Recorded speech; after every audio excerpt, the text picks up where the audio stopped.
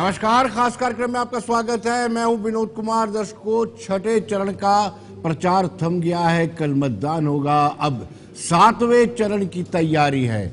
लेकिन मैंने यह जैसे पहले भी कहा था आपसे कि सियासत में अकाल्पनिक चीज कोई नहीं होती है। हमने कल्पना की थी कि एक अच्छे मेयार का प्रचार होगा, लेकिन प्रचार की हदें इतनी दूर, इतनी नीचे आ गई कि हमने कभी कल्पना भी नहीं की थी। अगर शुरुआत में आपको बताएं, मंगलसूत्र की बात यहाँ पे आई, बाबरी ताले की बात यहाँ पे आई, आरक्षण, लोकतंत्र और संविधान को तो कांग्रेस ने एक साथ लेकर के चलना शुरू किया ताकि कहीं ना कहीं किसी हद तक, हालांकि भारतीय जनता पार्टी में मतदाताओं को डराने में कम नहीं रही, लेकिन कांग्रेस की तरफ से ये प्रयत्न रहा। उसके बाद पाकिस्तान का समर्थन भी किया गया, कहा गया कि पाकिस्तान का सम्मान होना चाहिए। सैम पित्रोदा ने यहाँ कहा कि विरासत कर लगना चाहिए, ये मेयार था। राष्ट्रीय स्वयंसेवक संघ भी आई, 370, राधिका खेड़ा, आचार्य प्रमोद, ये सारे ऐसे मामले हैं जिनसे आप कल्पना कर सकते हैं कि मेयार कितना प्रचार का गिरा। लेकिन आपको छठे चरण की मतदान की बात बता दें तो छठे चरण का मतदान कल होने वाला है। 8 राज्य यूटी की 58 सीटों पर वोटिंग होगी। केंद्रीय मंत्री भी आजमाएंगे अपनी किस्मत। 58 सीटों में 899 उम्मीदवार मैदान में है। दिल्ली की 7 सीटों में मतदान होगा, उत्तर प्रदेश की 14, हरियाणा की 10, जम्मू कश्मीर की 1, बिहार की 8, झारखंड की 4, बंगाल और उड़ीसा की 8 और 6 सीटों पर मतदान होगा। लेकिन 7वें चरण के प्रचार का आगाज प्रधानमंत्री ने कल जो किया है पटियाला में, उन्होंने कहा कि पंजाब में कागजी चीफ मिनिस्टर का राज चल रहा है। ये लोग आतंकियों के इनकाउंटर पर, ये बाटला हाउस इनकाउंटर की बात किया है, आंसू बहाते हैं, लेकिन हम आतंकियों के घर में घुस करके मारते हैं। इंडिया अलायंस को लेकर कहा कि ये देश को 2 हिस्सों में बांटने का प्रयत्न कर रही है। गठबंधन के नेताओं को देश की परवाह नहीं है। अयोध्या में मंदिर को कांग्रेस ने बनाने से रोका था और हमारी सरकार किसानों को प्राथमिकता देगी, सिख भाई बहनों को CAA, और लेकिन अलायंस CAA का विरोध करती है। उधर राहुल गांधी ने भी निशाना साधा है। बीजेपी संविधान और आरक्षण को खत्म करने में लगी है। जो राग पहले भी कांग्रेस आलाप रही थी, 7वें चरण में भी वही राग चल रहा है कि आरक्षण, संविधान और लोकतंत्र, इर्द गिर्द, इसके इर्द गिर्द ये प्रचार कांग्रेस का चल रहा है। पहले हम बताते हैं कि प्रधानमंत्री नरेंद्र मोदी और राहुल गांधी ने क्या कुछ कहा।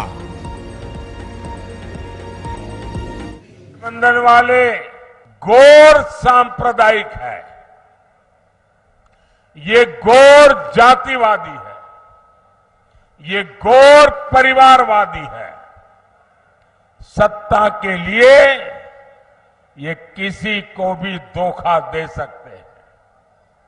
साथियों, यही कांग्रेस है जिसने सत्ता के लिए देश का बंटवारा किया, और बंटवारा भी ऐसा किया कि 70 साल तक हमें करतारपुर साहिब को दूरबीन से दर्शन करने पड़ते थे, और हर कोई इंसान अपमान महसूस करता है। मैं कांग्रेस वालों को कहता हूं कि जब बांग्लादेश की लड़ाई हुई, 90,000 से ज्यादा पाकिस्तान के सैनिक सरेंडर कर चुके थे। बीजेपी नरेंद्र मोदी जी कॉन्स्टिट्यूशन पर आक्रमण कर रहे हैं, रिजर्वेशंस पर आक्रमण कर रहे हैं। 22 लोगों के लिए उन्होंने सारा का सारा काम किया है। अदानी जी को देश की संपत्ति पकड़ा दी है। हम चाहते हैं कि 90% की राजनीति हो, गरीब लोगों की, किसानों की, मजदूरों की, पिछड़ों की, दलितों की, आदिवासियों की, माइनॉरिटीज की, गरीब जनरल कास्ट की राजनीति हो। ये चुनाव चल रहा है और हमारा जो रिजल्ट आएगा। तो दर्शकों, आपने देखा कि राहुल गांधी इस बार भी यही चर्चा का विषय बना रहे हैं कि मिनॉरिटी को तरजीह दी जानी चाहिए। हालांकि कांग्रेस के प्रवक्ता कभी इस बात को नहीं मानते हैं कि मिनॉरिटी शब्द का इस्तेमाल किया गया है या नहीं किया गया। वो मुस्लिम शब्द का भी इस्तेमाल किया गया है, इस पर भी वो तवक्को नहीं देते हैं। लेकिन चर्चा करेंगे। सोई Sharma ji peoples democratic party से, सोई जी आपका स्वागत है। बलदेव बलोरिया जी भारतीय जनता पार्टी से ताल्लुक रखते हैं, डेप्यूटी मेयर हैं, आपका भी स्वागत है, फॉर्मर डेप्यूटी मेयर। और इस साइड पे मेरे साथ है मनीष साहनी जी हैं और साथ साथ जगदीप सिंह कांग्रेस के प्रवक्ता। जगदीप जी आपका भी बहुत बहुत स्वागत है। आपने सुना होगा अभी 90% की राजनीति होनी चाहिए, फिर वो एक्सरे आ गया है, फिर वो वेल्थ की रीडिस्ट्रीब्यूशन सर्वे उसका भी धीमा सा चर्चा इसमें आ गया है। क्या वाकई में आप मिनॉरिटी को डरा करके या फिर आरक्षण के नाम पे संविधान बदला जा सकता है, इसके नाम पर आप वोट मांगेंगे? विनोद जी आभार। देखिए अमूमन मैं देख रहा हूं कि जहां कहीं भी किसी मीडिया हाउस में जब चर्चा होती है दोनों बड़ी जमातों की, विपक्षी जमात में बात करें तो हम बैठे हैं और भारतीय जनता पार्टी की, तो संविधान को लेकर सवाल जो है बार बार पूछे जा रहे हैं। मैं एक चीज़ आज बड़ी साफगोई से सबसे पहले बता दूं कि देखिए अगर आप पूरे चुनाव प्रचार को देखेंगे तो आप भूमिका में खुद बता चुके हैं, मंगलसूत्र से लेकर भैंसों तक, और फिर अगर आप आ जाए जिनके ज्यादा बच्चे हैं वहां से लेकर 2014 से पहले के भारत पर शर्म का म्यार गिरा है दोनों साइड से, इंडिया ब्लॉक और एनडीए ब्लॉक दोनों से। नहीं, मैं यहां सहमत नहीं हूं विनोद जी, वही बताने की कोशिश कर रहा हूं। देखिए कांग्रेस ने हर चंद और हर मुमकिन कोशिश की है कि वो बुनियादी मुद्दों पर बनी रहे।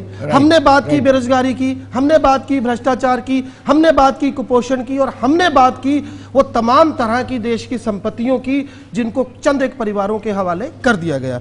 अब सवाल आता है संविधान का।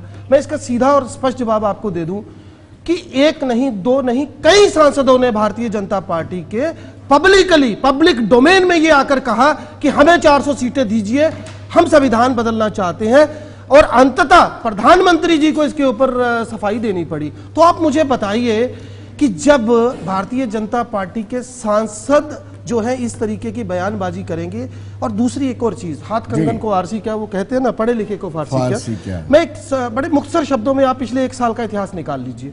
आप बात कीजिए किस तरीके से इस देश ने पहली बार देखा अपने लोकतांत्रिक इतिहास में एक सिटिंग चीफ मिनिस्टर को बिना किसी तथ्य आधार पर या बिना किसी सबूत के या बिना तब तक कोई दोष सिद्धि के जेल में भेज दिया गया। फिर इसके बाद अगर आप देखिए बीजेपी ने भेजा ये, क्या ये बीजेपी ने भेजा है? बीजेपी की वो बकरी जेल है बनाई, आप लोगों के लिए बता दो जी। प्रोसेस हुआ, कोर्ट में हुआ, जेल में। मैं बिल्कुल इसी का जवाब देना चाहता हूँ। मैं चाहूंगा बलोरिया साहब जरा सुन लें, स्पष्ट हो जाएगा, उनको स्पष्ट हो जाएगा। आपका प्रेम जाग गया, आपका नहीं, देखिए आपका आप प्रेम जाग गया नहीं, आपका यहाँ पर सवाल आम आदमी पार्टी का प्रेम यहाँ पर नहीं जागा है। बात यहाँ पर इस देश की लोकतांत्रिक व्यवस्था की हो रही है। मैं बलोरिया साहब जवाब सुन लीजिए, जवाब सुन लीजिए, फिर बोलिएगा, बात समझ में आती है। देखिए ऐसे डिबेट नहीं होगा, फिर आप बोल लीजिए। मैं आप बोलिए, ऐसा आप तो बात ही नहीं करने दे। मैं बता रहा हूँ अमित शाह का वो वकील जिसने राहुल गांधी साहब के खिलाफ फैसला दिया, वो जज बना, उस जज को आपने क्यों प्रमोट किया? जिसने राहुल गांधी साहब को सुनाई, आप कोलकाता राम मंदिर निर्माण के लिए आपका वकील कोर्ट में गया, नहीं बनना चाहिए, वो बात ही माननी चाहिए। वकील होता है, दिस इज नॉट गलत बात। पहली बात आप लोग कहते हैं बीजेपी ने आंदोलन कर दिया, इस दुनिया का नहीं, ब्रह्मांड का सबसे बड़ा घोटाला आपने किया। आप बोलते नहीं हो, आपने बात को अपने पीछे लेना पड़ेगा। बीजेपी ने आंदोलन कर दिया, बीजेपी ने कौन सी बताइए? जिस आदमी ने 55 करोड़ रुपया बोला चंदा देता है, मतलब आप देश के कोर्ट को नहीं मानते, देश की संवैधानिक संस्था को नहीं मानते, तो सारी बीजेपी है। बीजेपी ने कौन से अपने ऑफिस में जेल बनाई है? मेरा ऐसा गलत बात, ऐसा किरदार नहीं है। वो बात जगदीप जी बड़े अच्छे पत्रकार भी हैं, लीडर भी रहे हैं, बात करिए, आप बात कर लीजिए। जब आप बात कर, आपने सुना ही नहीं, मैं सुना, तो मेरे सवाल का जवाब दीजिए। बीजेपी ने मेरे सवाल का जवाब दीजिए, देंगे आप? मैं दे रहा हूं, मैं पूछूं आपसे, विनोद की बात बताइए। मैं आपसे सिंपल, मैं विनोद की बात शरद चंद्र रेड्डी कौन है? अरविंदो फार्मा वाला जिसने 55 करोड़ आपको दिया, वो ही मैंने उसने 9 मरतबा केजरीवाल के हक में गवाही दी, 10वीं मरतबा वो खिलाफ होता है। जब आप कोर्ट में वकील का वकालत करो ना, वहां पे तथ्य पेश करो ना, जाके मुझे क्यों बता रहे हो? वो 25 के 25 केजरीवाल की पैरवी करो कोर्ट में जाके। उन्होंने क्या किया था? इनको बोलो केजरीवाल की पैरवी करे कोर्ट में जाके, अगर आपको बड़ी चिंता है उसकी। थैंक यू, आप किसी और को मौका दीजिए। जी चलिए जगदीप जी बोलिए। ऐसा क्या बोलेंगे? आप ऐसा क्यों बोल रहे कि बीजेपी ने ऐसा? मुझे बताकर हटा, आप बोलो इन्होंने बीफ कंपनियों से पैसे खाए, पूछिए। आप एक बात की बात, किसानों की बात क्यों रहे हो? एक बात का मेरे का जवाब दो, मैं चुप रहूंगा, मैं नहीं बोलूंगा। आपने बोला भारतीय जनता पार्टी ने एक चीफ मिनिस्टर को बिना किसी कसूर के अंदर ठोक दिया। इसका मतलब आप देश की कोर्ट को नहीं मानते, आप देश की सुविधा मानते। जब आप बोलो कोर्ट ने गलत ठोक दिया, आप बोल दो, आप उसकी वकालत करो, मुझे कोई परेशानी नहीं। आप सुन लेंगे, एक मिनट मैं सुनूंगा। आप मुझे एक बात बताइए, जब राहुल गांधी साहब को सजा हुई पहली मर्तबा, तो जिस जज ने सजा दी वो अमित शाह साहब का वकील रहा था, क्या ये सच है? दूसरे जज ने, जिसने मैक्सिमम सजा 2 साल की थी, बाद में उसका टाइम बाउंड होने से पहले प्रमोशन किया गया, जिसे सुप्रीम कोर्ट ने रोका। कोई जवाब है आपके पास? और एक वो जज जो कोलकाता का है, जो ये कहता है कि नाथूराम गोडसे उसे अच्छा लगता है और बाद में वो आपकी पार्टी में शामिल हो जाता है, सिटिंग जज। तो बताइए क्यों सवाल खड़े नहीं होंगे जी? और दूसरी बात, आप कोर्ट की इतनी बात करते हैं तो ये भी बता दीजिए, आप रातों रात अध्यादेश लाकर इलेक्शन कमीशन की जो चयन प्रकृति है उसको हटा देते हैं, अपनी मर्जी से दोनों इलेक्शन कमिश्नर बिठाते हैं। शाहबानों पे भी आ जाइए, मैं शाहबानों पे क्या करते हैं, मैं शाहबानों पे जवाब दे दूं इनको, क्योंकि अपनी बात तो करने नहीं देंगे, वो भी मैं दे दूंगा, मैं बिल्कुल दूंगा। राम मंदिर का केस आपके कपल सिंबल ने लड़ा, वालों पे भी आपको बात करनी पड़ेगी, बात कर दो। सवाल यहाँ सारी बातें आती है ना। मैं बेहतर समझूंगा विनोद जी, आप डिबेट को आगे बढ़ाइए जी। Thank you. बलदेव जी, जो आरोप जगदीप जी ने लगाया है आप पर, क्या ये आरोप निराधार है या आपकी पुष्टि करेंगे? मुझे समझ नहीं आती। जगदीप जी बहुत बड़े अच्छे पत्रकार रहे हैं, नेता भी हैं, मेरे भाई हैं छोटे, मैं इनकी कदर करता हूं बड़ी। लेकिन जब ये डिबेट में मुझे ये कहते हैं कि भारतीय जनता पार्टी ने एक बेकसूर चीफ मिनिस्टर को जेल में डाल दिया, तब मुझे दुख होता है कि ये बात कैसे कहते हैं। शराब के घोटाले वो करते हैं, गलत काम वो करते हैं, अपनी करनी उन्हें भुगतना पड़ रही है। तो फिर बीजेपी ने कहा अपनी को, उसको कोर्ट को मानना चाहिए। दूसरा इन्होंने बात कही कि संविधान की बदलने की कही। दूसरी बात कह रहे हैं कि अध्यादेश लाया। संविधान अध्यादेश ला के इन्होंने ही सुप्रीम कोर्ट का जो फैसला था शाहबानो केस का, इन्होंने अध्यादेश लाके बदला था, इन्होंने शुरू किया। ऐसे बहुत सारे उदाहरण हैं। इमरजेंसी लगाई है, देश के संविधान को तोड़ के 5 साल से 6 साल की इन्होंने की है। मैं कितने गिनाऊं, भ्रष्टाचार हजारों करोड़ों रुपए के भ्रष्टाचार उन्होंने किए हैं। लेकिन आज इनके पास मुद्दा है, मैं कहता हूँ लोगों के विकास की बात करें, जात पात की बात करते हैं। एक देश की सारी संस्थाओं का, सारे साधनों का जो 90% लोग उनका हक है, वो भी गलत बात है। तो ये बात है, देश को तोड़ने की आज भी बात कर रहे हैं, माइनॉरिटी की बात करते हैं। हम कहते हैं देश के हर नागरिक की बात करो, जो जिसको जरूरत है उसका भला होना चाहिए। अच्छी बात है, हर जगह राजनीति नहीं होती। लेकिन अब मैं क्या कह सकता हूँ, ये लोग आतंकियों के इनकाउंटर पर आंसू बहाते। निशी, इनका कहना है कि इंडिया अलायंस के घटक दल आतंकवादियों के इनकाउंटर पर आंसू बहाते हैं। बाटला हाउस इनकाउंटर का जिक्र किया है इन्होंने। देखिए, वो कहते हैं ना, आसमां अपनी उपलब्धियों पर जो इतराता है ना, वो भूल जाता है कि वो जमी से ही नजर आता है। यही बीजेपी के 2 पीछे शासनकाल के अंदर हुआ है। जनता ने इनको बहुमत दे दिया तो ये घमंड इस कदर चूर हो गए कि अपने सहयोगियों को साइडलाइन करने लगे, शिवसेना को साइडलाइन कर दिया। सबसे ज्यादा दुख आपको है।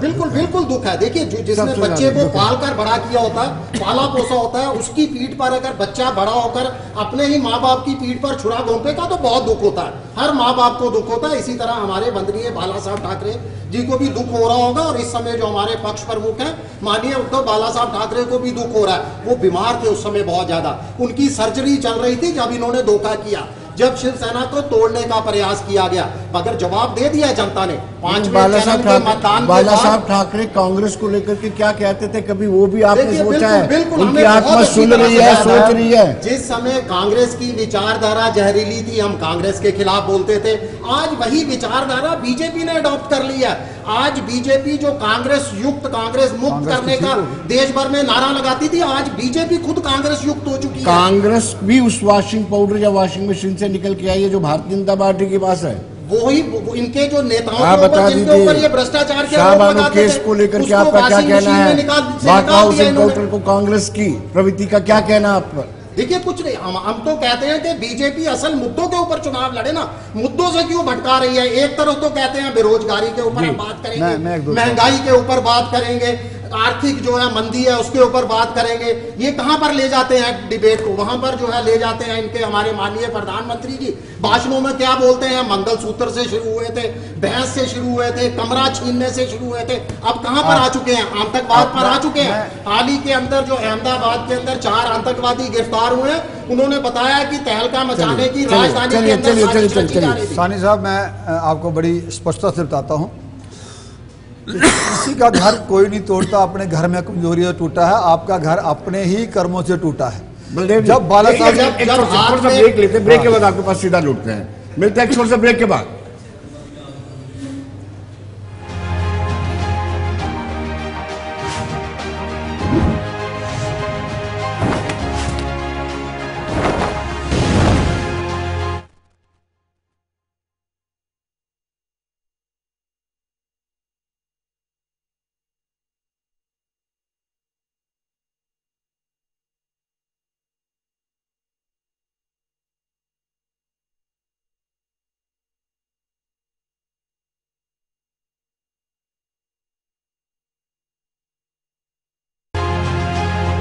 ब्रेक के बाद एक मरतबा फिर स्वागत है और सोहित जी से जानना चाहूंगा। सोहित जी, प्रधानमंत्री नरेंद्र मोदी ये कह रहे हैं कि इंडिया ब्लॉक देश को 2 हिस्सों में बांटना चाहता है। प्रधानमंत्री घबरा गए हैं, जहां तक मैं समझ पा रहा हूं। 5 फेज हो गए हैं, 6ठा फेज कल है जी, और हमें पूरी उम्मीद है कि जनता संविधान और लोकतंत्र की रक्षा के लिए खड़ी है इंडिया ब्लॉक के साथ, और आने वाला समय इंडिया ब्लॉक का होगा। और ये विनोद जी 4 जून को आपको पता चल ही जाएगा। बड़े हैरानी होती है जब लोरिया साहब कहते हैं कि बीजेपी ने अंदर किया है, बीजेपी ने अंदर किया है। नहीं, बात नहीं, मैं जगदीप के साथ जब आपकी डिबेट हो रही थी, जब जगदीप जी के साथ आपकी डिबेट हो रही थी, देखो बात ऐसी है, होम मिनिस्टर आपके हैं केंद्र में, प्राइम मिनिस्टर आपके हैं केंद्र में, डिफेंस मिनिस्टर आपके केंद्र में है। जब कोई बात होती है बैलेंस हो, तब भी हम समझे कि यहाँ पे केंद्र सबको साथ लेकर चल रही है और सबके साथ वही एक्शन हो रहा है। अरे बाबा, ये कौन सा एक्शन है? जब आपके पास चले जाते हैं वो रिएक्शन का प्यारे हो जाते हैं। जब वो नहीं, बहुत से केस हैं, बहुत से केस हैं। कितने घोटाले बताऊं, कितने घोटाले बताऊं? देखो देखो देखो देखो देखो कितने, आप सुनिए, आप देखो बहुत से घोटाले हैं। देखो देखो, अभी आपने एक महाराष्ट्र के, अभी आपने, अरे सुन लो ना, अभी आप एक महाराष्ट्र के डिप्टी सीएम को राज्यसभा में भेजा। देखो भेजा ना, आदर्श घोटाले का इतना बड़ा, और वही देखो। और दूसरी बात यह, देखो हम विपक्ष एक ही बात कहता आया है कि भारत के संविधान को बचाना। उसका कारण क्या है? आपने चंडीगढ़ में देखा, चंडीगढ़ में देखा, आपने चंडीगढ़ में देखा, भ्रष्टाचारियों को सूरत में देखा, इंदौर में देखा, क्या चल रहा है, क्या हो रहा है यहाँ पे? एक तरफ इलेक्शन कमीशन कहते हैं कि धर्म परिवार बात पे बात ना करो, कल भी न्यूज़पेपर में आया था, और दूसरी तरफ कांग्रेस क्यों कहते हैं संविधान पे बात ना करो। आप मोदी जी फिर क्या बोल रहे थे? इनके लिए निर्वाचन आयोग कहां पर है? और सबसे बड़ी बात, भारतीय जनता पार्टी फैसला लेती है निर्वाचन आयोग में कि यहां पे चीफ जस्टिस को बाहर किया जाए। ये कैसी डिक्टेटरशिप चल रही है? ये कहां लेकर भारत को जा रहे हैं? इनकी क्या सोच है? इनकी क्या सोच है? क्या क्या क्या कह रहे हैं हम? आपने ही लोगों ने फैसला किया ना निर्वाचन आयोग में, निर्वाचन आयोग का फैसला लेने के लिए चीफ जस्टिस को बाहर करके 2 विपक्ष के होंगे, 2 पक्ष का और 1 विपक्ष का होगा, जी जी जी, जिसमें चीफ जस्टिस को अपने बाहर का रास्ता दिखाया। चलिए महबूबा जी को बैठा दें। अरे यही तो बात है, आपको जो भी बात कहेंगे आप इंडिविजुअली तौर पर अटैक पे आ जाएंगे। निर्वाचन आयोग को तो पूरी तरह से कठपुतली बनाकर बना दिया है। आप पहले से लेकर 5 चरणों के मतदान, संवैधानिक संस्थाएं हैं। अरे बाबा, पहले भी तो चलता था। अरे लोरिया साहब, पहले भी तो चलता था। और आपको ये ऐसा कौन सा आ गया? आपने चीफ जस्टिस को निर्वाचन आयोग से कल इलेक्शन है, हर सीट पे महबूबा जी भी आ रही है, दर्शकों को कल हार रही है वो महबूबा जी। ये तो वक्त बताएगा। आप तो पहले हार चुके हैं, आप तो पहले हार चुके हैं। कश्मीर में तो आप 3 सीटों पे तो लड़े नहीं, कश्मीर में 3 सीटों पे तो लड़े नहीं, आप तो पहले हार चुके हैं। आप दूसरे पे क्या उंगली उठाओगे? आप दूसरे पे क्या उंगली उठाओगे? आप अपना सोचो कि जम्मू में कैसे अपने आप को बचाओगे। इस वक्त हमारे साथ RS Pathania farmer MLA Ramnagar जुड़ चुके हैं। पठानिया साहब, आप मुझे सुन पा रहे हैं?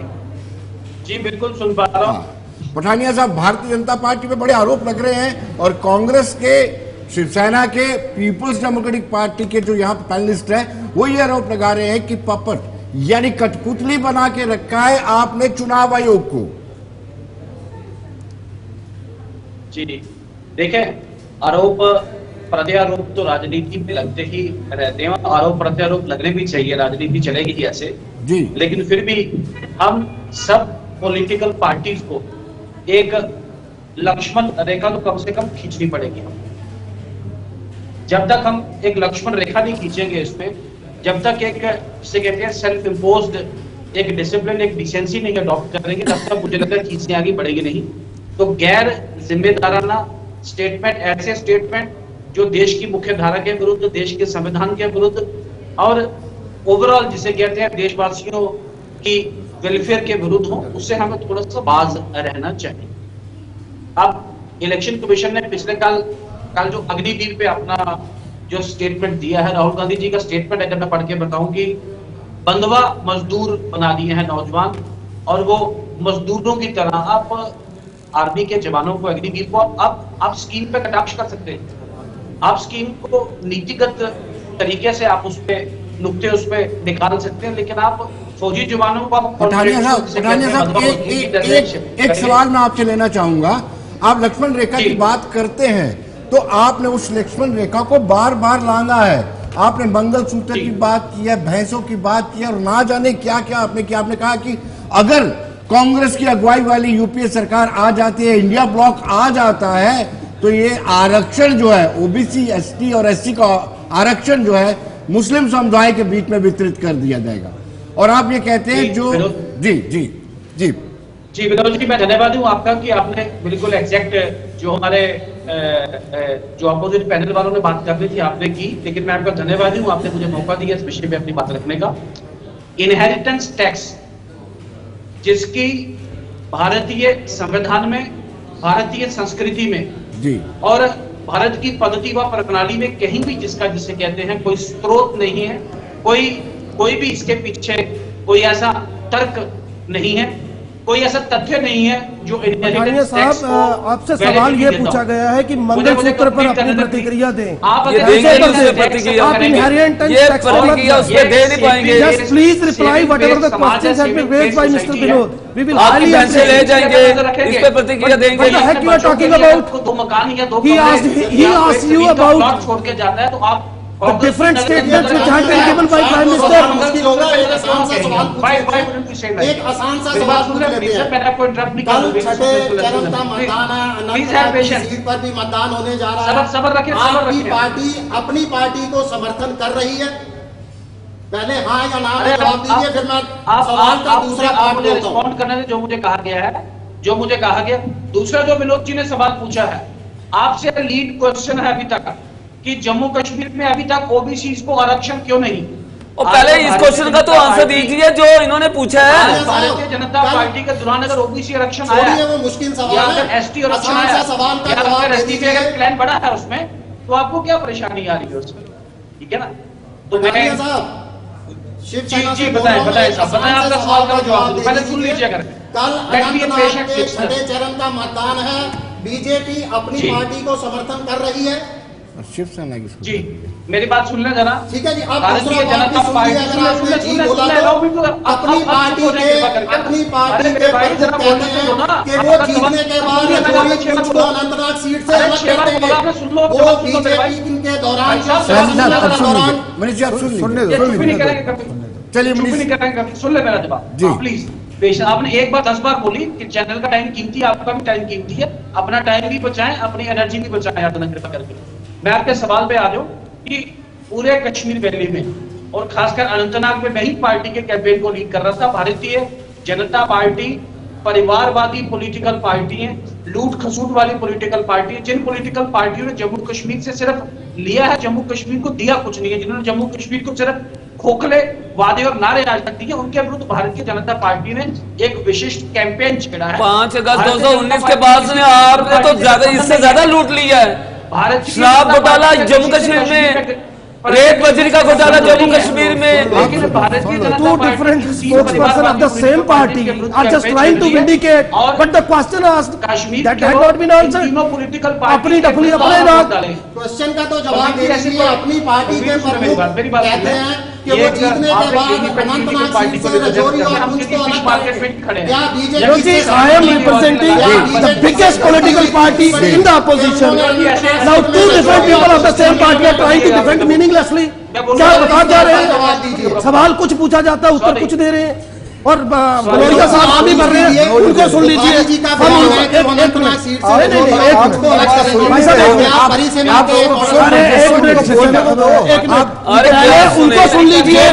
उनको सुन लीजिए, आंसर कर रहे हैं उसका जवाब नहीं दे रहे हैं। जो जगदीप जी आंसर कर रहे हैं उसका जवाब नहीं दे रहे हैं। जवाब आप लोग तो कम से कम पहले पॉइंट समझिए ना। इंडिया ब्लॉक यूनाइट नहीं, भलोरिया साहब कह रहे हैं उनको सुनिए, उसके बाद इनको सुनिए। तो हम यहाँ क्या घास खोदने आए हैं? जो सवाल पूछे जाते हैं उनका जवाब नहीं देते। जवाब उसका जवाब दे रहे हैं। जानिए बिल्कुल ही chaos हो गया आज की डिबेट में sir. I am sorry to say, but it seems the way how he is trying to explicate and trying to defend his party, I won't have words even to utter what the heck he's talking about. मैं सीधी बात करना चाहता हूँ। जो debate में बलोरिया साहब से बात हो रही थी, आपने संविधान पे बात की। अब बलोरिया साहब 2 मिनट रुकिए। सॉरी पठानिया साहब, देखिए मैंने आपसे सविनय मेरा अनुरोध है बलोरिया साहब, आपके प्रति भी मेरे मन में बड़ा सम्मान है। मैं चाहूंगा आप सुन ले पहले। देखिए आपने कहा कि भाजपा को क्यों कहा आपने कि भाई भाजपा लेके आई है। मैं I am not representing Arvind Kejriwal here, but the question is about the democracy and about the way how you people are trying to just hamper the democracy. पहली बात, मैंने राहुल गांधी साहब के डेफेमेशन केस की बात की, मुझे बोलने दीजिएगा। देखिए ऐसे बात नहीं बनेगी। अगर सुप्रीम कोर्ट इंटरवीन नहीं करता तो आज दोनों बड़ी विपक्षी जमातों के दोनों बड़े नेता जो हैं वो जेल में होते। दूसरी बात, अब मैं आपको बताता चला जाऊंगा, आप सुन लीजिएगा, उसके बाद बोलिएगा। मैंने पहले भी आपको बताया, आपने कहा कि अदालतों के मामले में भाजपा का क्या लेना देना। मैंने आपको जवाब दिया कि जिन्होंने पहला फैसला दिया डिस्ट्रिक्ट कोर्ट में वो आपकी अमित शाह साहब के वकील थे, दूसरे को आपने out of the time promotion दी, जिसको बाद में सुप्रीम कोर्ट ने रोका। अब आगे आइए। आप मुझे क्यों ये सवाल उठ क्यों रहा है, इस पर आते हैं ना। संविधान शार्ट, आप भाई आप 5 मिनट मुझे नहीं देंगे, आप बोलेंगे तो ठीक है, दूसरा बोलेगा तो शार्ट होना चाहिए। ये चीजें आपने पहले भी बोली है भाई, इसीलिए तो संविधान की दिक्कत है। ये जो बात अभी किसानों की कर रहे हैं, रिपीट करेंगे, मेरी बात का जवाब सवाल वही रहेंगे तो रेपिटेशन क्यों नहीं होगा? संविधान की बात होगी। This is my time, so please let me explain. अब मैं सिंपल सवाल आपसे 4 से पूछता हूं। सबसे पहले तो मैं आपको ये पूछना चाहता हूं, अजीत पवार साहब के बारे में बोलेंगे? महाराष्ट्र स्टेट कोऑपरेटिव बैंक घोटाला, शुभेंदु अधिकारी नारदा स्टिंग ऑपरेशन घोटाला, हेमंत बिस्व शर्मा शारदा चिट घोटाला, अशोक चौहान आदर्श हाउसिंग केस, प्रफुल्ल पटेल जिनको क्लोज कर दिया गया case, Indian airline merger case, Pratap Sarnaik, CM Ramesh, Ravinder Singh, Chhagan Bhujbal, Jyoti Mirdha, YS Chowdary, Naveen Jindal, Kripa Shankar Singh, तपस Rai, Gita Koda. What else you are expecting from me? And the point is it, I had simply asked you, you raised two different questions. Let me complete. You asked about Shah Bano. I will again try to defend it accordingly. निश्चित तौर पर जब कोई सरकार सत्ता में होती है तो हर फैसला लिया गया पूरी तरह से सही नहीं होता जी। अगर कहीं कोई फैसला उस वक्त की परिस्थितियों के लिहाज से लिया गया उसको कांग्रेस ने भुगता भी है, लेकिन सवाल यह है कि आपने इस ब्रह्मांड का सबसे बड़ा घोटाला करने के बाद 25 ऐसे चोरों को अलीबाबा की पार्टी में लाने के बाद आज आप हमसे सवाल पूछ रहे हैं जनाब कि संविधान की क्या बात है? आप सिंपली ये बता दीजिए, मेरा आखिरी सवाल आपसे है, 1 करोड़ 24 लाख के करीब जो वोट पड़े हैं, क्या ये संविधान बचाने की बात है? मरे हुए चुनाव आयोग को आपने बिठाया हुआ है वहां पे, जिसको इतनी समझ नहीं है कि किस पार्टी को कहां डिफेंड करना है। मोदी जी बोलते हैं तो आप जवाब देंगे, लेकिन एक छोटे से ब्रेक के बाद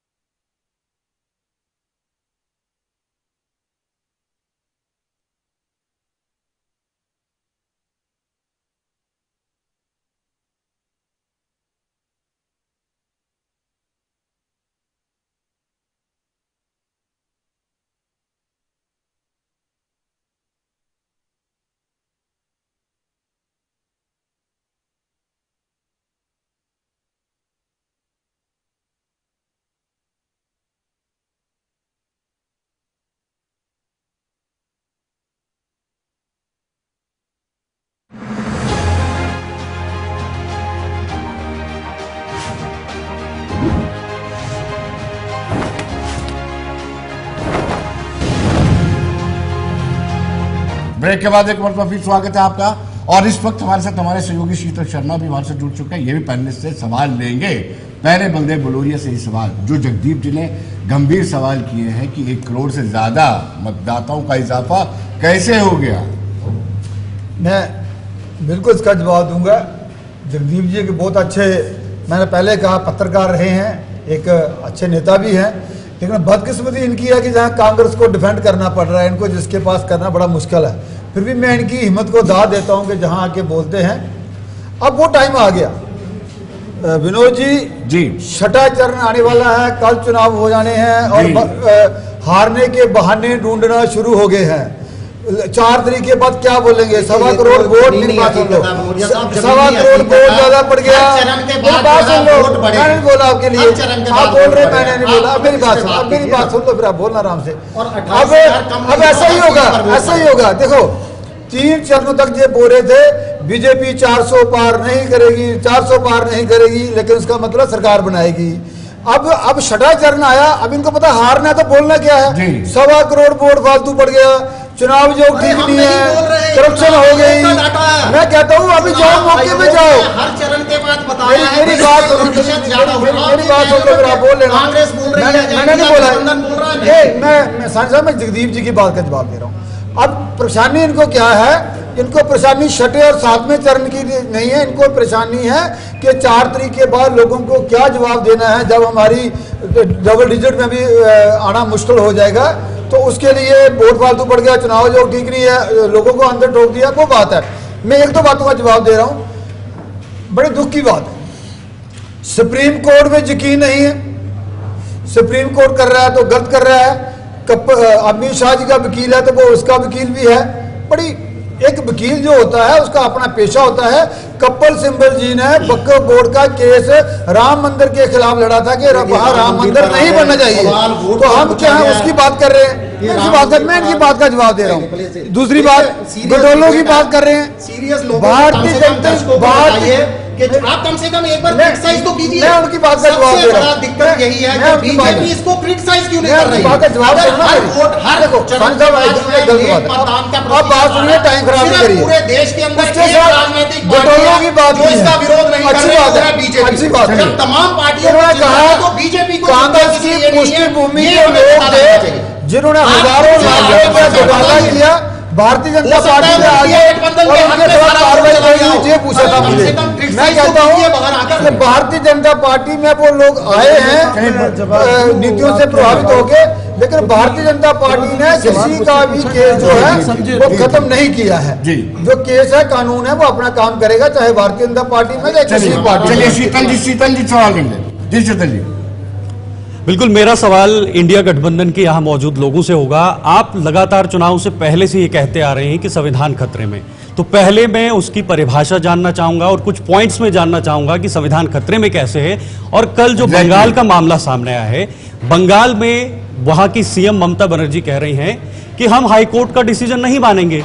2 पहलू हैं, अगर आपने आरक्षण की बात नहीं माननी है तो अलग है, लेकिन आप हाईकोर्ट के फैसले को कह रहे हैं कि मैं नहीं मानूंगी। क्या संविधान खतरे में नहीं है? क्या ये एक संविधान खतरे में होने की एक निशानी नहीं है? मैं इसका जवाब जानना चाहूंगा आप इंडिया गठबंधन के लोगों से, कांग्रेस के खासतौर से। पहली तो बात ये कि आपने ममता बनर्जी का हवाला देकर अपने पूछे गए सवाल को जस्टिफाई करने की कोशिश की है, लेकिन आपको एक सिलसिलेवार ढंग से उन तमाम घटनाक्रम को देखना पड़ेगा जो मेरे मोअज़्ज़िज़ दोस्त बलोरिया साहब भी डिफेंड करने की कोशिश कर रहे थे। देखिए, सवाल यहाँ पर संविधान को लेकर इसलिए खड़ा हो रहा है क्योंकि आपने इस देश की सबसे बड़ी विपक्षी जमात के बैंक अकाउंट सीज कर दिए, ये कहते हुए कि आपने इनकम टैक्स नहीं भरा। पैन कार्ड पुराना लगाया, इसलिए कम्युनिस्ट पार्टी का भी आपने खाता सीज कर दिया। इसके बाद आपने इलेक्ट्रल बॉन्ड को पब्लिक डोमेन में ना जाए हर चंद और हर मुमकिन कोशिश की। जब वो पब्लिक डोमेन में आया और इस ब्रह्मांड के सबसे बड़े गड़बड़झाले का पता लगा, वो भाजपा जो कल तक सनातन को लेकर सबसे बड़ी डिफेंडर बनी फिरती थी, उसने बीफ कंपनियों से पैसे खाए, उसने उन फार्मास्यूटिकल कंपनी से पैसे खाए। बात संविधान की है और सुप्रीम कोर्ट ने ही उस मामले को सामने लाया है। तो संविधान कार्य तो हो रही है, सुप्रीम कोर्ट ने तो उसको सामने लाया। आप समझ रहे हैं what I am trying to say? जब सुप्रीम कोर्ट ने उसे असंवैधानिक बता दिया, जब सुप्रीम कोर्ट ने फैसला दे दिया, ठीक चंडीगढ़ की माफिक, ठीक राहुल गांधी जी की संसदीय सदस्यता जब खत्म करने की बात आई उसकी माफिक, तो फिर आप मुझे बताइए उस परिस्थिति में क्या ये संदेह देश की जनता, और सबसे बड़ा सवाल मैं आपसे पूछता हूं, आज तक का लोकतांत्रिक इतिहास उठा लीजिए इस देश का, आगे क्या हो? एक मिनट शीतल जी, लेट मी कंप्लीट। शायद आपको 1975 भी याद होगा, 1975 की इमरजेंसी भी याद होगी। ये भी इतिहास का एक पॉइंट है, ये भी इतिहास का एक बिंदु है, तो शायद आपको उसको भी याद रखना चाहिए कि 1975 की इमरजेंसी में क्या हुआ था। Let me finish first, then I will come to emergency. बिल्कुल बिल्कुल। I am not the person who will wait. Question और आपके साथ एक क्वेश्चन और जोड़ देता हूं मैं। आज आपको सनातन की याद आ रही है, फिर मैं दोहराऊंगा उदयनिधि, मैं दोहराऊंगा प्रियांक खरगे, जो कहते हैं कि मलेरिया है सनातन, और आज सनातन की वकालत आप कर रहे हैं। चलिए अब मैं जवाब दे दूं। पहले सवाल से शुरू करता हूं, जो आपसे मैं बात कर रहा था, बीच में आपने मुझे रोका और इस तरह से टोक के डिफेंड करने की कोशिश की। अब सुनिए जरा उसको, मैं फिर से बता रहा हूं कि इस देश के अंदर संविधान को लेकर सवाल खड़े क्यों ना हो, क्योंकि एक मरा हुआ चुनाव आयोग है। पहले सूरत, फिर इंदौर, फिर खजुराहो, और आज स्थिति यह है कि जब कभी पिछला डेमोक्रेटिक हिस्ट्री निकाल कर देखेंगे, 48 आवर्स में इलेक्शन कमीशन रिजल्ट जो थे वो टोटल भी बताता था और आउट ऑफ कितने वोट पड़ा वो भी बताता था। पहले चरण का जो हाई तौबा मचने के बाद इलेक्शन कमीशन ने 11 दिन के बाद वो आंकड़ा जारी किया, वो भी पूरा नहीं किया, और अब इलेक्शन कमीशन कह रहा 6.5% बढ़ गए। तो क्या ये संविधान के ऊपर सवाल नहीं है? और अब दूसरा आपने मुझसे पूछा इमरजेंसी का सवाल। देखिए एक बात मैं बड़े स्पष्ट शब्दों में मेरा सवाल ममता बनर्जी को लेकर था, जिस विचारधारा की बात को लेकर आप इंडिया गठबंधन का क्यों नहीं बोलेगी जब भाजपा वहां पर ये पोस्टर लगा, जिस विचारधारा को लेकर आप कह रहे हैं कि हमने इंडिया गठबंधन आपका हिस्सा है, ममता बनर्जी आपका हिस्सा है, सवाल को गड़बड़ कर रहे हैं। अब मेरा सवाल सीधा है, मेरा सवाल बीच में कूद रहे हैं, समझ नहीं आ रहा है, घर ईडी भेज दी जाएगी, क्या वो संविधान का कत्ल नहीं है? 95% जो केसेस है वो विपक्षी दलों पर हुए।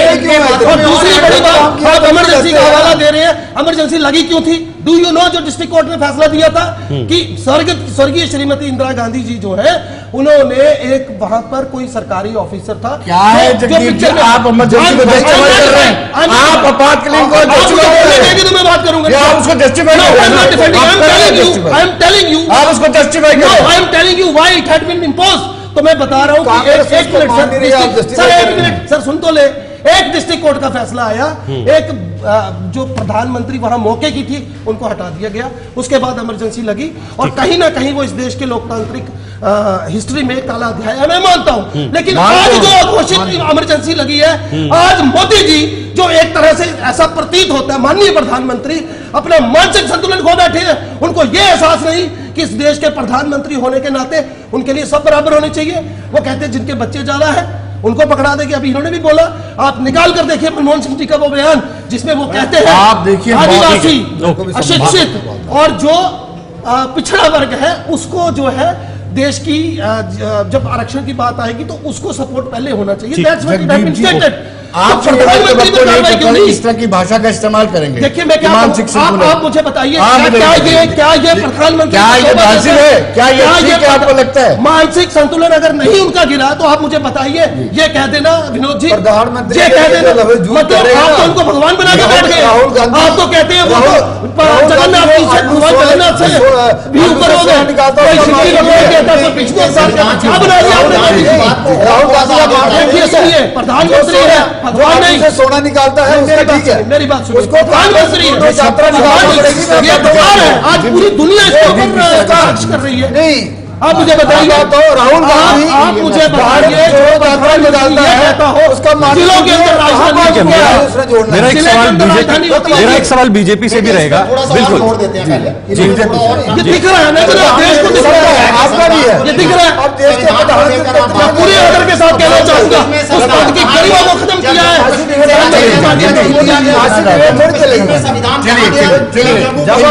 इनका सवाल भारतीय जनता पार्टी से संविधान कहाँ गया? संविधान को मैं सवाल एक सवाल भूकंप हो भी रहे हैं ठीक है, संविधान को तार-तार करके, सुप्रीम कोर्ट के माननीय न्यायालय के फैसलों को तार-तार करके हमारे से शिवसेना का नाम छीन लिया जाता है। आप निशान छीन लिया जाता है। आप तो मुझे कहावत याद दिला रहे हैं, लेकिन फिलहाल मैं बीजेपी को भी सवाल पूछना चाहता हूं। बीजेपी से सवाल है, बेगानी शादी में अब्दुल्ला दीवाना आचरी। मेरा सवाल आपसे भी रहेगा, लगातार आप पर संविधान को लेकर सवाल उठते हैं, प्रधानमंत्री की भाषा शैली को लेकर सवाल उठते हैं। अगर आपने 10 साल में कार्य किए हैं तो उन 10 साल के कार्यों को आप जमीन पे उतारिए।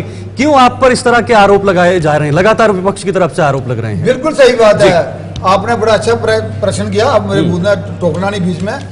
देश के प्रधानमंत्री ने बोला है, भारतीय जनता पार्टी ने बोला, शुरू है चुनाव शुरू हुआ 2047 तक हम आपको विकसित भारत देंगे जी। बोला नहीं बोला? विकास की बात की प्रधानमंत्री देश के बोलो नहीं, मेरी बात देश के प्रधानमंत्री ने बोला, देश के प्रधानमंत्री ने बोला 74 साल के, मेरी बात मंगलसूत्र में बाहर निकलेंगे, पैसों में बाहर निकली है। जब आप मंगलसूत्र की बात करते हैं, कांग्रेस की सोनिया गांधी और राहुल गांधी कहते हैं, वो कहते हैं कि हम विरासत कर लाएंगे, तो क्या उसका जवाब नहीं दिया? विरासत का काम लाने की बात करते हैं तो उनको बात करना पड़ती है। कितने जब कांग्रेस बात करती है, जब कांग्रेस बात करती है, कभी कहते हैं नाली की गैस से चाय बन जाएगी, कभी कहते हैं जब बात करते हैं कि कांग्रेस, कभी कहते हैं जिलों में राजधानी होगी। बताइए ना विनोद जी, जब बात होती है कि कांग्रेस कहती है कि देश के सारे संसाधनों का कोरोना के टीके से एक कम्युनिटी का है, तो फिर बात करना पड़ती नहीं करना पड़ती? वो बता दीजिए। जब कांग्रेस कहती है कि मोदी जी का, जब कांग्रेस कहती है मोदी जी का परिवार नहीं है, तो जब मोदी जी का मेरा पूरा देश परिवार है, तो वो बात करना पड़ती करेंगे। अपने सवाल पे तो जवाब नहीं देंगे। और फिर कहते लड़ाई अपनी, कमजोरियां इलेक्ट्रल बॉन्ड में कुछ बोलेंगे, आयुष्मान घोटाले पे बोलेंगे, भारत पे बोलेंगे।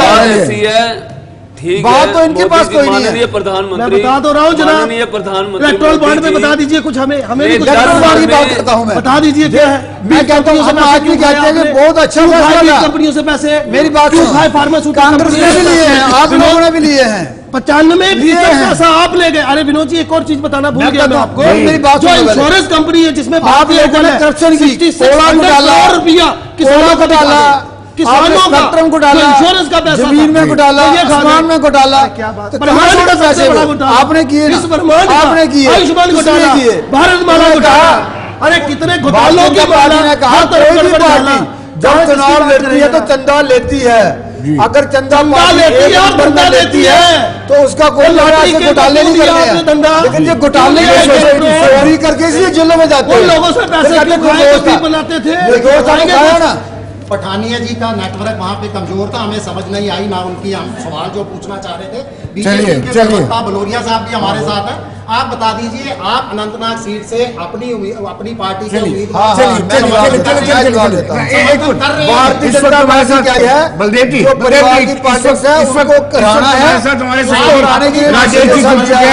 राजेश जी आप तो सवाल लेंगे। जी जी राजेश जी, शुक्रिया सर समय देने के लिए।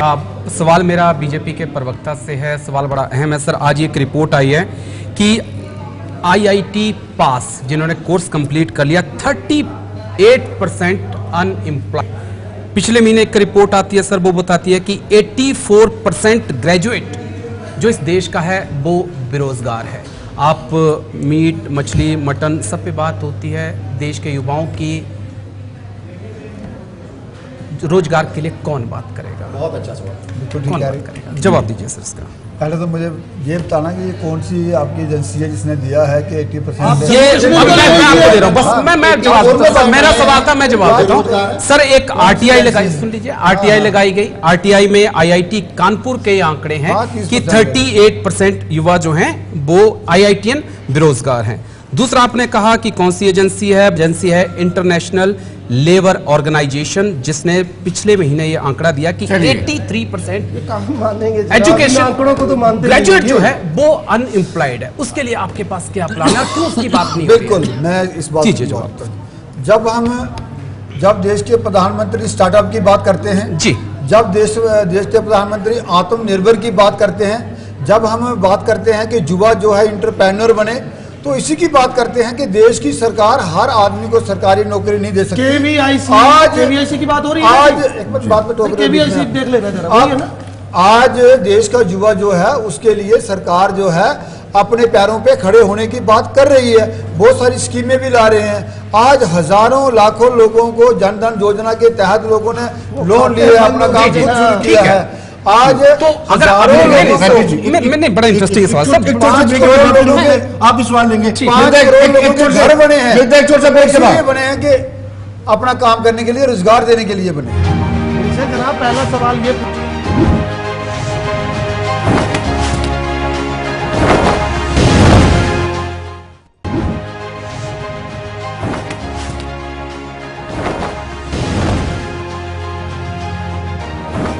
ब्रेक के बाद एक मरतबा फिर स्वागत है आपका। और इस वक्त हमारे साथ राजेश जी जो जुड़े हैं, हमारे सहयोगी हैं, ये कांग्रेस से सवाल लेना चाहेंगे। जी राजेश जी। सर एक सवाल कांग्रेस इंडिया गठबंधन से भी है। हिमाचल में आपकी सरकार है और राहुल गांधी कह रहे हैं कि हम सत्ता में आएंगे तो 30 लाख जॉब देंगे, यही कह रहे हैं। हिमाचल में 2 साल पहले आपने कहा था कि हम सत्ता में आएंगे 1 लाख जॉब देंगे, लेकिन आरटीआई कहती है कि 1 साल में आप सिर्फ 1300 नौकरी दे पाए हैं। 1300 वर्सेस 1 लाख। बिल्कुल बड़ा स्पॉन्टेनियस आपने सवाल पूछा, मैं जवाब दूंगा। पहली तो बात, कांग्रेस ने ना केवल हिमाचल प्रदेश अपितु जहां जहां पर भी हमारी सरकार बनी, जो भी वादे हमने किए वो पूरे किए। हिमाचल प्रदेश में ओल्ड पेंशन स्कीम आप जानते हैं, उसको कांग्रेस ने पूरा किया, वो आपके सवाल में नहीं थी। अब रही बात बेरोजगारी की, तो ये जो आंकड़ा आप मुझे दे रहे हैं, मैं नहीं पूछूंगा आपने किस एजेंसी से लिया है, I am not from the BJP, but I would like to let you know, when you are going to fight against unemployment, you have to think all different segments, particularly when you are talking about private sector. If I will talk about it, तो आपको ये देखना पड़ेगा कि अपने आंकड़े में आप वो तमाम बातें भी जोड़ें जो वहां पर निजी तौर पर लोगों को एम्प्लॉयमेंट मिले। तो फिर तो बीजेपी अपने आप में सही है, फिर तो बीजेपी सही है। जो सुनिए मेरी बात, जो सुनिए फिर अगर आप जो चीज कह रहे हैं, फिर जो प्रधानमंत्री मोदी ने कहा था कि हम हर साल 2 करोड़ रोजगार देंगे, फिर तो वो भी सही है कि प्राइवेट सेक्टर में जॉब है। देखिए मैं बड़ा अहम सवाल कह रहा हूं, आपने कहा था कि 1 साल में हम आएंगे 1 लाख जॉब देंगे आपको, 1500 जॉब सरकारी दी है। अभी आप 1300 कह रहे थे, अब जो आंकड़ा है 1300 युवाओं को जॉब। मैं जवाब दूं आपको दोबारा से, प्लीज मैं उम्मीद करता हूं कि आप सुनेंगे। बिल्कुल दीजिए। पहली तो बात मैं फिर से कह दूं कि अगर आप ये आंकड़ा लेकर आए और आप ये कह रहे हैं कि मैं निजी सेक्टर को कंपैरेटिवली कह रहा हूं, no I am not saying that. मैंने ओल्ड पेंशन स्कीम का हवाला भी इसी के साथ जोड़ा।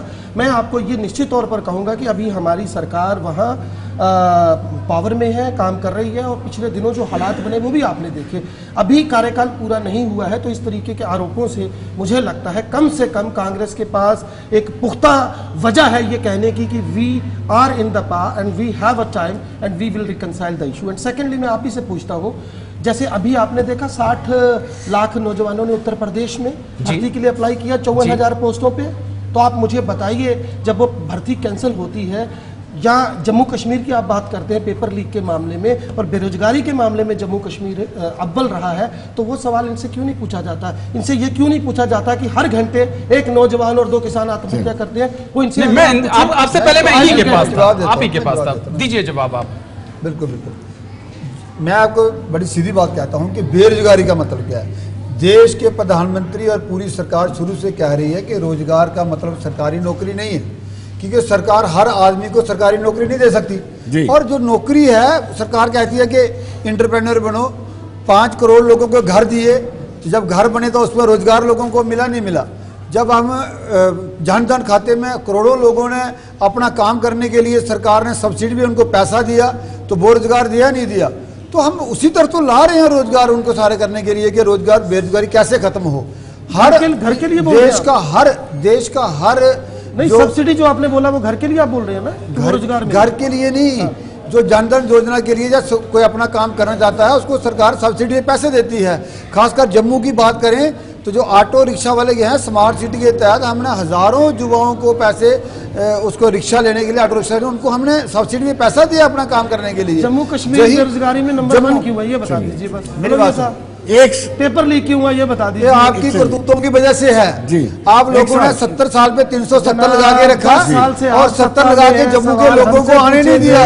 अगर 370 नहीं आखिरी होता सवाल, एक तो आखिरी जम्मू सवाल कश्मीर में बेरोजगारी नहीं होती। कुणाल गोस्वामी जी हमारे सहयोगी आखिरी सवाल लेंगे, जाते जाते एक सवाल मैं चलिए। अपोजिशन से मेरा सवाल है, जनता बहुत स्मार्ट है, क्लियर लीडरशिप के बारे में पूछती है, बहुत ज्यादा कंफ्यूजन है कि इलेक्शन से पहले आप लोग इंडिया अलायंस लेकर आए, जिसने आधारशिला रखी वो आपको छोड़कर चला गया, आपका ना कोई कॉमन मिनिमम प्रोग्राम है, ना कोई कॉमन लीडर है, ना कोई कॉमन लोगो है, इंडिया अलायंस जिसने नाम दिया वो भी नाराज होकर चला गया।